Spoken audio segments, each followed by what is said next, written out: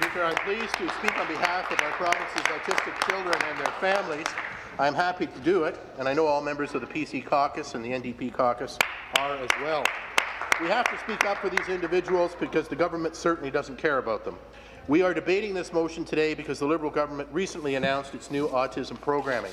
Unfortunately, these changes limit intensive behavioural intervention therapy to children under 5 years of age. So if your child is 5 or older and IBI is working, that's just too bad. Your child no longer qualifies for the therapy. The Children and Youth Services Minister says this new program is based on expert advice and that the age window of 2 to 4 is the best time to focus on IBI therapy.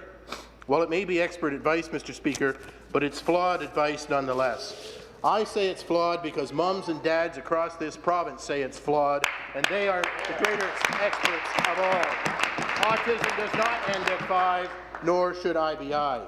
Thousands of people have demanded the government not go ahead with this change, but in true Liberal fashion, they know what's best.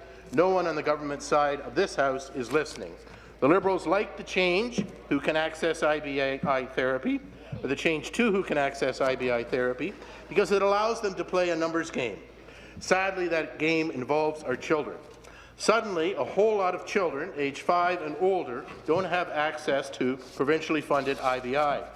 Using the numbers from the Toronto Sun, the move affects 1,377 children 5 years and older who are already receiving IBI, 835 children in that age group who are on the wait list, and a further 1,331 who are expected to turn 5 while they're still on the wait list.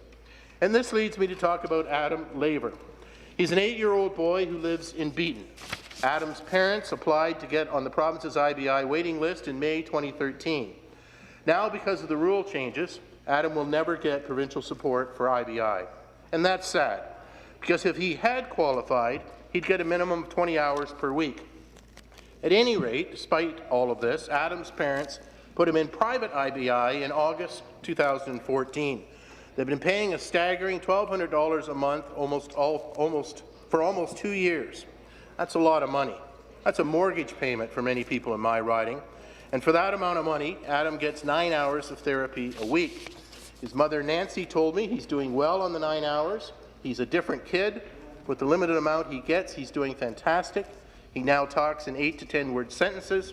Before, it was 2 to 3 words a sentence. Adam's parents know how expensive IBI is because they've been paying for it out of their own pockets. If they could get the IBI support from the province that their son deserves, developmentally, he'd be even further along. No one is arguing that IBI isn't expensive. It's a lot of money. But it makes a world of difference for the children that receive it, and it needs to be a priority for this government. If we don't do everything in our power, Mr. Speaker, to help these children, then we are not the caring society we purport to be. We are letting these children fall behind, and that will cost us so much more in so many ways in the future. The government needs to do what's right and restore IBI.